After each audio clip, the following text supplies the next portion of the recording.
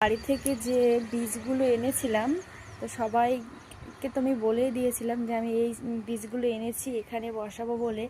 তো 4-5 দিন হলো, তো 4-5 দিন হয়নি, 3-4 দিন হয়েছে আমি সেগুলো বসিয়েছি।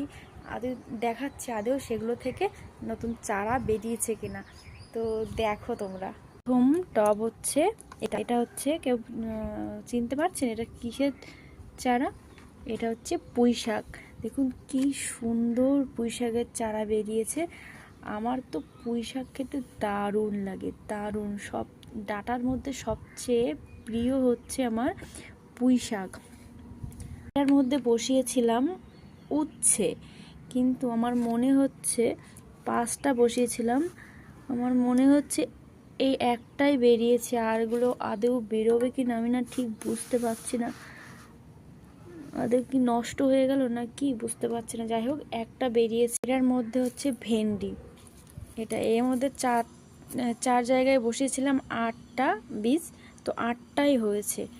আর এটার মধ্যে বসিয়েছিলাম, অ্যাকচুয়ালি কি বসিয়েছি না আমার না মনে নেই। তো এই যে বসিয়েছিলাম, মিস হয়ে গেছে মনে হচ্ছে, এইটাও মনে হচ্ছে মিস হয়ে গেছে কিছু। এইগুলো কি চিনতে পারছেন? এই যা নিয়ে এসেছিলাম বিনস। দেখুন কি সুন্দর হয়েছে।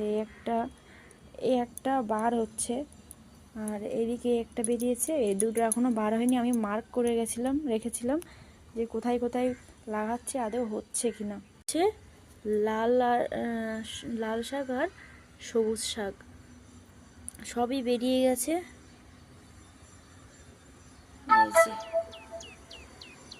সবই মোটামুটি হয়েছে, কিন্তু বেগুনের চারাটা বার হয়নি, আদৌ কি বেরোবে কি বুঝতে পারছি না। যাই হোক, এরপরে আর কি হয় না হয় দেখাবো। আর সবচেয়ে আনন্দের ব্যাপার, নিজের হাতে লাগানো। কখনো ট্রাই করিনি, চাষি বাড়ির মেয়ে হয়েও কখনো জানি না এসব, কিন্তু বাইরে থাকি তো এখন প্রয়োজন পড়ছে।